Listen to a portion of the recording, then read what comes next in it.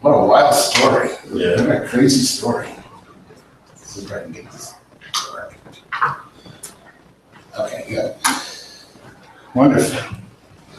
Well, let's ask the Lord first. Father, we just ask you to open our blind eyes today. We're reading this story. We've read this story or listened to it with our ears. Open our eyes to what you're trying to say to us. What the author of this gospel was trying to get across to us through this interesting story. It has so many twists and turns and ups and downs. Just give us ears to hear and eyes to see today, God, in Jesus' name. Amen. So I've called this message The Sin of the Blind. It's going to take a couple of weeks, so we won't get through the whole text that Sherry so eloquently read for us this morning, but we'll take a couple of weeks on it. On the surface, it's the story of Jesus miraculously healing a man who had never seen a thing his whole life, a man born blind. And on this level, it is a wonderful story. Imagine what it must have been like for this guy, for the guy that got healed. It's a life-transforming miracle that happened to him. So it is a story of a miraculous healing, and it has some application to our lives today. But you know, how many of you have healed somebody of complete blindness? I mean, not many of us have. Not many have done that. So it has an application certainly for us today, but it's limited if you only look at the story as a story of how amazing Jesus was and his ability to heal all kinds of sicknesses and diseases, especially the way he healed this guy by spitting in the dirt and making mud and putting it on his eyes. Have any of you been to the spit in the eye healing clinic? I've kind of taught on healing, supernatural healing, and the gift of healing and so forth, but I've never got the nerve to take them outside and say, let's give this a try in the dirt. No. So I think it's more than just another story, though, of Jesus healing somebody who desperately needed healing. It does serve that purpose, but on another level, there's a very important lesson, another important lesson to be learned. A lesson that in my experience is rarely taught and even more rarely learned. James Allison writes about this chapter. The purpose of this chapter is determined by the debate about sin, sight, blindness, and judgment within which it is set. Those four things: sin, sight, blindness, and judgment with which the story is set. These are the jeweler's artwork which show forth and make sense of the gem of the healing. So as we begin, you see Jesus was going along. He saw a man who'd been born blind from birth. And John's gospel has lots of allusions or references to the Genesis creation story. And I think there are some in this story as well. John 1, of course, has been called Second Genesis. You've heard me talk about that. And I think John here is making another, maybe a veiled reference to the creation story here. This man was blind from birth, or blind from the beginning. At least he was blind from his beginning, right? Blindness is the only condition this man has ever known. He has no concept, except in his imagination, of what seeing is like. Try to imagine that. He's not somebody that knew what it was like to see and then lost his sight. This man has never known what it's like to see. The world he inhabits can only be partially perceived due to his lack of vision. And here's the important thing, and he knows it. He knows that he's blind. He knows that he can only partially perceive his environment. Nobody has to convince him of the fact that he's blind and that he doesn't know everything that's going on around him. Reminds me of this song lyric we sang earlier this morning. Some of us need to be convinced that we don't know everything that's going on and everything around us. We think we're seeing pretty well. So keep this in mind as we go through the story, that this man knows that he's blind. He doesn't question it. He doesn't debate it. He's begging. Actually, we learn later in the story, he's reduced to a beggar. And so in the next verse, verse 2, Jesus' disciples, teacher, his disciples asked him, whose sin was it that caused this man to be born blind? Did he sin or did his parents? So this question is a very revealing question. How many know you can often learn more by the questions people ask than the answers they give? This is one of those. So the disciples ask him this question: whose sin was it that caused this man to be born blind? Did he sin or his parents? The Jewish people thought, and most of the world thought, Gentiles and pagans, that infirmity and bad things that come upon people are the result of them displeasing God in some way. So this is a logical question for them to ask in their worldview that they had. It goes back to the Torah. Deuteronomy 28 and 29. Let's look at just one passage from there. In Deuteronomy 28, verse 28, the Lord will, this is a curse that is promised in the law of Moses to people that are disobedient to God. It's only one of them. It's a long chapter, but I won't depress you with the rest of it today because this is bad enough. The Lord will afflict you with madness, blindness, there it is, and confusion of mind. You shall grope about at noon as blind people grope in darkness, but you shall be unable to find your way, and you shall be continually abused and robbed without anyone to help. That's a depressing couple of verses. But it says that is the just result of being disobedient toward God. So you see where the disciples get this question. This question just doesn't pop into their heads. They have a whole framework of thinking that leads them to believe that if someone is blind, or if someone is a leper, if someone is a contagious disease, that there is a reason for that, and the reason is that they in some way displeased or sinned against God, and God is giving them, in other words, what they deserve for their sin. Of course, here at Meeting Place, we talked about this a lot. We understand that Jesus overturns this way of thinking in the Sermon on the Mount. In the Sermon on the Mount, Jesus says God blesses the righteous and the unrighteous. He's an indiscriminate blesser. He doesn't discriminate on who he blesses. And he doesn't curse. But being good Mosaic Jews, these disciples understood this man's blindness as being a curse for his disobedience.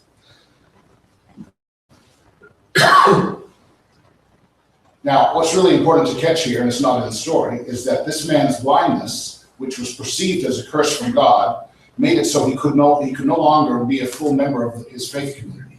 He couldn't enter the synagogue. The blind and the lame and the cripples and the lepers could not take part fully in the faith that they grew up in. He was not allowed to be a part of his faith community because he was considered to be a sinner under the curse of God. So for this man's entire life, since he was born blind, his entire life he'd been excluded from his faith community because of something over which he had no control at all. He didn't choose to be born this way. And Jesus says that he wasn't born this way. We'll see that here in a second. James Allison writes, he says, the established order has no problem with the existence of excluded people. The established order has no problem with the existence of excluded people. Rather, it depends on them. The established order depends on excluded people. We'll get to what that means a little bit later. Jesus answers his disciples' question about who sinned this way. He said, he didn't sin, replied Jesus, nor did his parents. It happened so that God's works could be seen in him. So Jesus makes it clear. This man's blindness is not a result of his sin or his parents' sin, because there was an idea of generational curses being passed down in the Old Covenant as well. So people would think, maybe if this guy didn't sin, this is payback for something his parents or his grandparents did, that he's blind. But Jesus overturns this. He says, no, he didn't sin, neither did his parents. And then he says this phrase, it happened so that God's works could be seen in him. I've heard some preachers imply from that statement that God had actually made this man blind from birth so that this particular day, when Jesus was walking by, he would find him and heal him, and that healing would bring glory to God. I think that's a horrible way to interpret this passage. I think that's a really bad way to interpret this. Jesus makes it clear that sin was not the cause of this. Jesus didn't consider this man or his parents as sinful people. Well, that's a big deal. We know now that there are many reasons that someone might be born blind. Right? Birth defects, malnutrition during pregnancy can cause blindness. inherited conditions, infections during pregnancy can cause blindness. Problems with the eye or the brain development during pregnancy can cause blindness at birth. But we know that God does not curse people with blindness or any kind of sickness so that he can receive glory for healing them. God doesn't work that way. Ask yourself this: would you do this, make a child of yours blind from birth, hoping that one day, maybe when he's in his 20s or 30s, some miraculous healer would come by and give him his sight? None of you parents would do that. None of us would even conceive of doing such a horrible thing to our children. And Jesus said, if you ask God for a bread, is he going to give you a stone? No, our Father is way better than we are. And if we wouldn't do it, God wouldn't do it. Jesus goes on and he says, we must work the works of the one who sent me as long as it's still daytime. The night is coming and nobody can work then. As long as I'm in the world, I am the light of the world. As long as I'm in the world, I'm the light. Jesus wasn't going to just bring light to this one man this day. This story will shed light on the whole world if we'll open our eyes to see it. The glory that actually will be revealed in this story goes far beyond the glory of his miraculous healing of this one man. That's part of it, certainly, but it sells the whole story short if you stop there.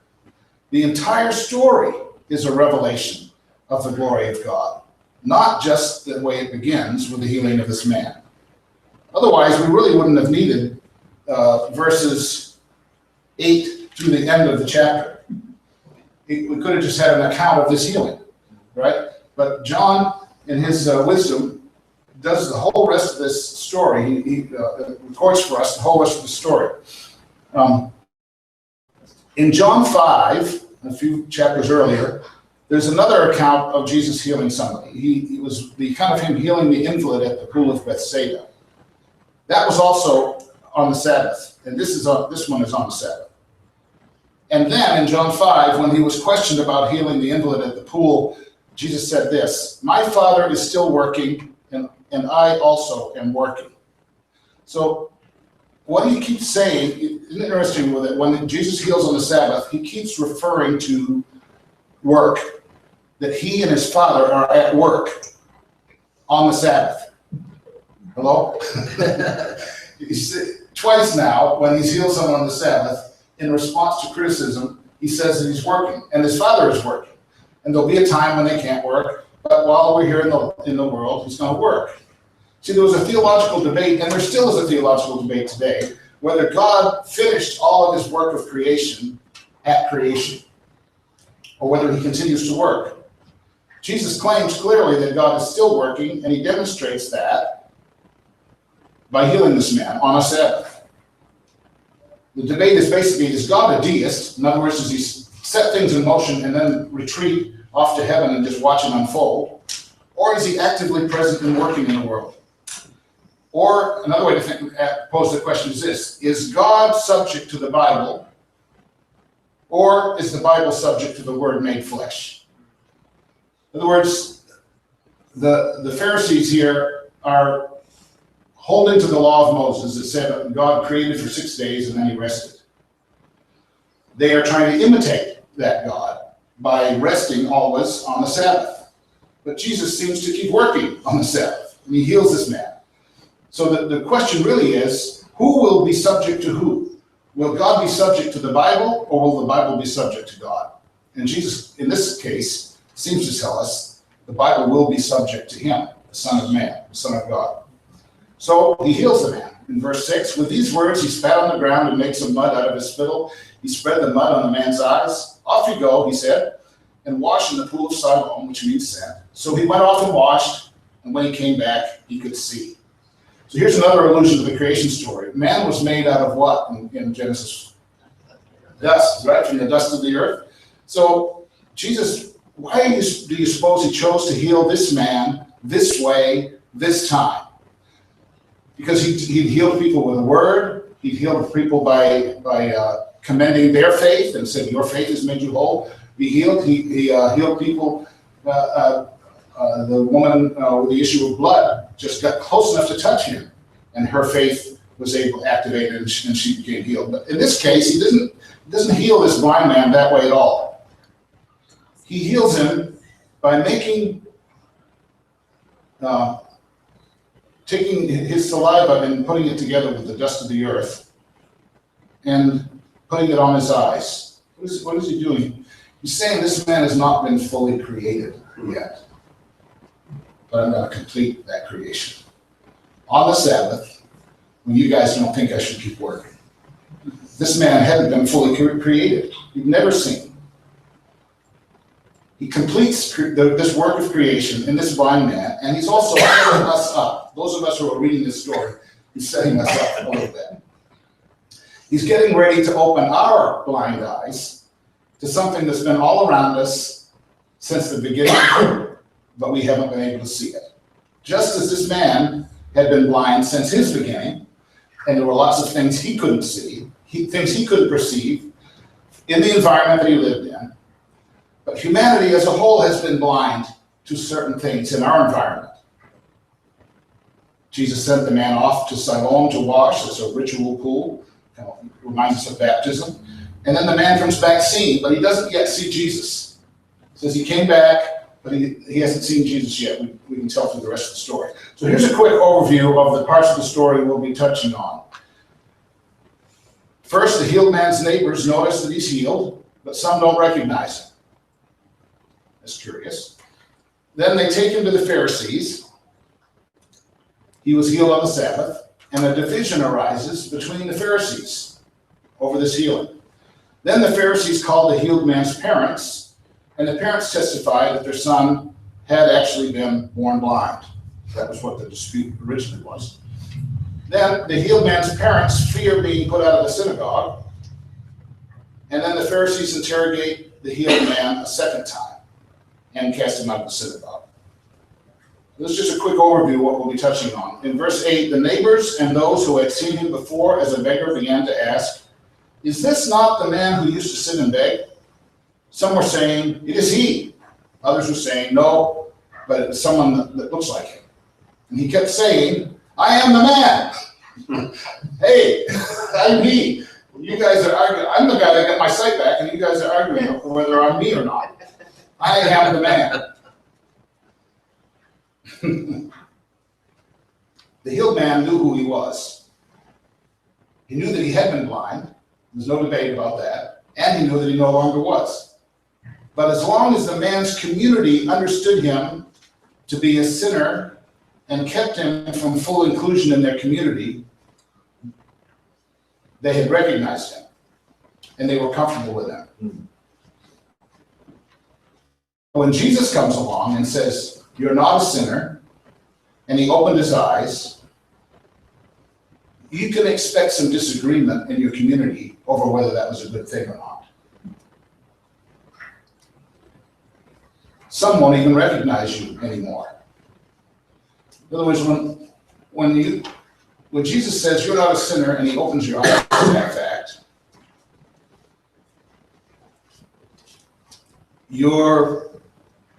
the way you're perceived by others will change. And some will like it, and some won't. See, as long as this man couldn't perceive things as they truly were, when he agreed with his community that he was a sinner, his community was really comfortable with him. And all agreed that he was a sinner and under a curse from God.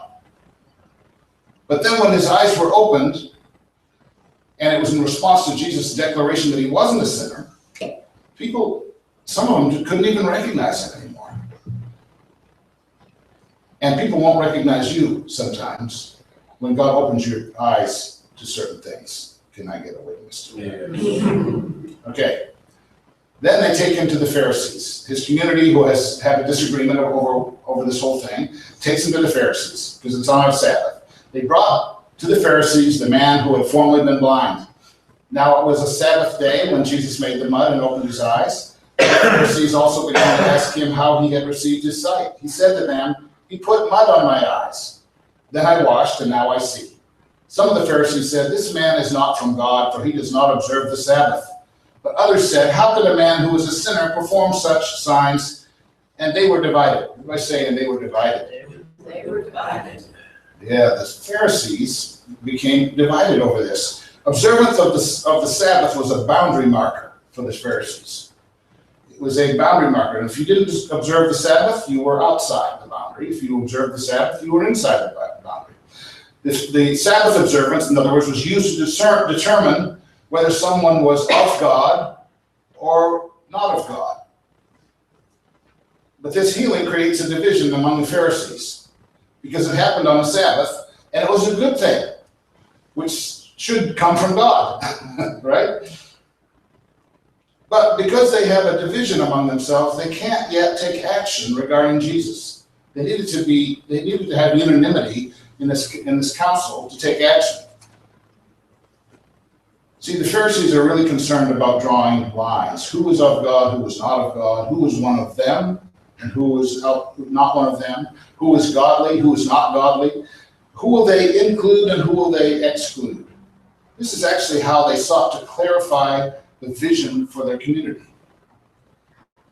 Sadly, this is how many churches seek to clarify their vision for their community today, with the concept of we need to draw solid boundaries so we can determine who's in and who's out. So this disagreement is no small thing. They understood God to be a God of strong boundaries. But this healing began to blur that boundary line. It began to call into question, for some of them at least, because they all just didn't agree immediately that Jesus must be a sinner because he worked on the Sabbath. There was a division among them, so there was a difference of opinion. It actually is a disagreement over who God is. It's a Sabbath issue, which is a Ten Commandment issue, which is a big deal. So they were disagreeing over who God is and how can he work in the world. They're seeking to be united. So in order to gain unity, they call the parents. I'll call it the Parent Trap. You guys have probably seen that movie. And we'll read this passage. The Jews did not believe that he had been blind and had received his sight until they called the parents of the man who had received his sight. He asked them, "Is this your son who you say was born blind? How then does he now see?" His parents answered, "We know that this is our son and that he was born blind, but we do not know how it is that he now sees, nor do we know who opened his eyes. Ask him, he is of age. He will speak for himself." His parents said this because they were afraid of the Jews, for the Jews had already agreed that anyone who confessed Jesus to be the Messiah should be put out of the synagogue. Therefore, his parents said, "He is of age, ask him." So the Pharisees, remember, are seeking unanimity. They're seeking a way to heal this schism that's arisen among them. This division over whether this man Jesus and whether this act that he had done is of God or not of God. They're hoping that by calling the man's parents, that maybe they can get a way to be united. So what they're really hoping for, if you read between the lines, is for his parents to say, "No, this man wasn't born blind," or "he's only partially blind," or something that would mitigate this problem that they were having. This would have reunited the Pharisees. They would have been a united front against Jesus. But sadly for them, the parents testify that he truly had been born blind. So what do we see? We can see the parents have learned something. They have enough sense not to get caught in the middle of a theological dispute with the Pharisees. They see immediately what's going on here. These guys are divided. They want us to reunite them somehow. They only say that their son was born blind, and then they basically throw their son under the bus. Remember, too, that they are a part of this same faith community that understands blindness as a curse from God. If the parents take sides in this debate, they take a big risk. They risk then being excluded like their son has been from the synagogue and from their faith community. So rather than standing up with their son, they offer their son up in their stead to this group that James Allison calls the righteous just. The righteous just, or the self-righteous religious leaders, the gatekeepers, the purity police, the moral minority. You can come up with all kinds of things to describe them. But think of this. Here they are, the parents and the son, because it's obvious the son is still there, but the Pharisees are not addressing him. They're addressing the parents. Their son is standing there, seeing his parents for the first time in his life. And his parents realize that he's seeing them for the first time in his whole life. Yet they still do nothing to stand with him.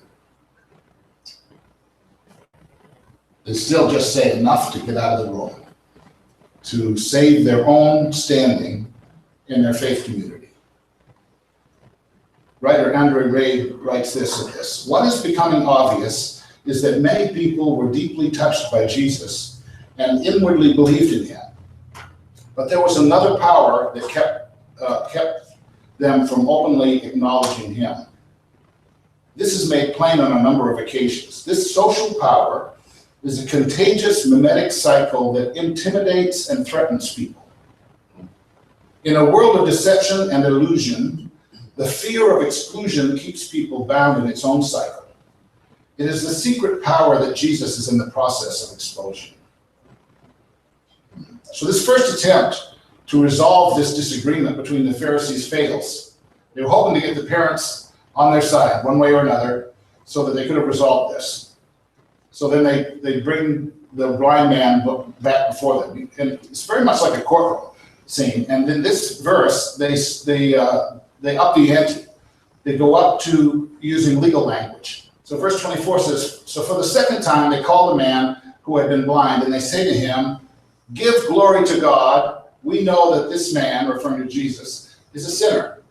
This is legal language. So now they didn't have the success they hoped to have with the parents. Parents basically threw their son under the bus, gave them no ammunition in order to reunite themselves. And now they start using legal language. They're looking for this blind man not to deny that he'd been healed, because they can't deny that. The parents told them, really under oath before the council, that he was born blind. So that avenue didn't work. They're looking for another avenue to reunite themselves. They're no longer looking for a denial from the man that he was healed. They're looking for the man to agree with them that he was healed by a sinner. So they say, "Give glory to God. We know this man's a sinner."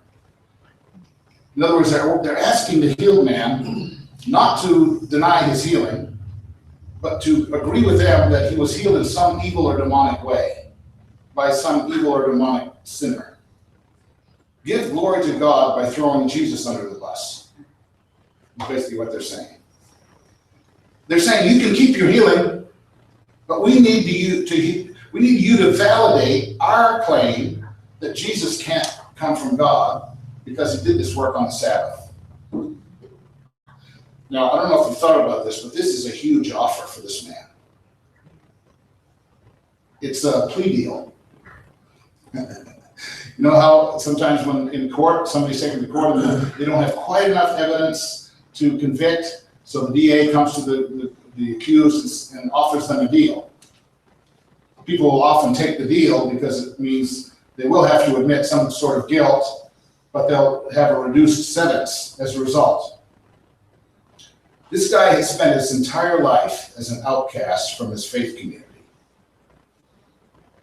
This, right now, was his opportunity to finally be accepted into his faith community. And the faith community was in this world. We separate our faith communities, we call this our faith community, from our secular communities. They were one and the same for the Jews. If you were ostracized from your faith community, you were ostracized from your community. You no longer had a people to call your own, to call yourself, to call your own people. This was an opportunity for him to finally be accepted by these Pharisees so that he could fully take part in his faith community, which meant he could go to the synagogue, offer sacrifices, and have his sin dealt with. The sin that Jesus said he didn't have. He now has his sight. He now can stop begging. He now can enter fully into the life of his community, and all he has to do is say that he was healed by a sinner. throw Jesus, a man who he still hasn't physically seen, under the bus, what will he do? He answers, I do not know whether he is a sinner, but one thing I do know, that though I was blind, now I see.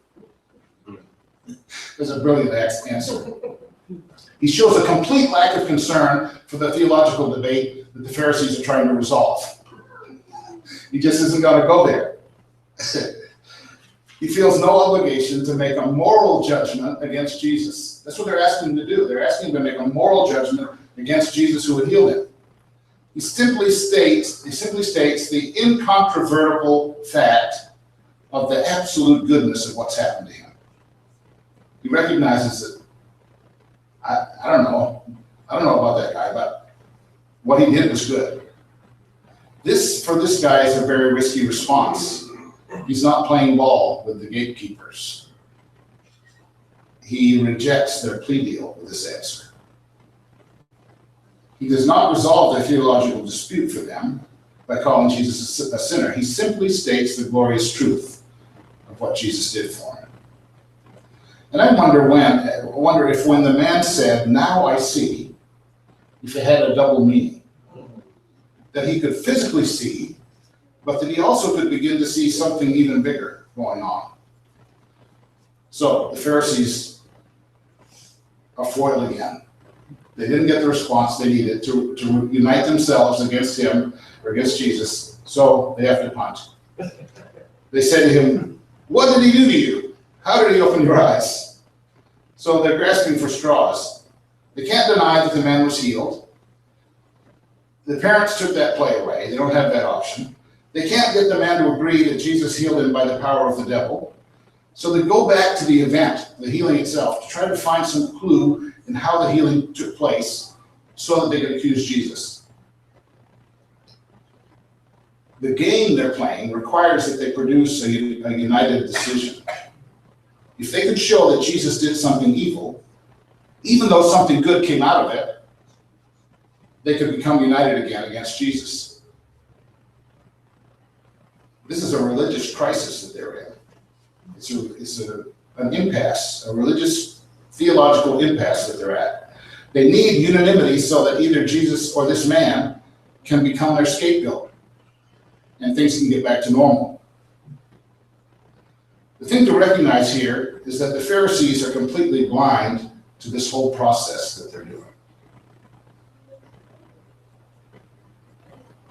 I've just walked us through it and paid close attention to the disagreements and what they did in response to the disagreements.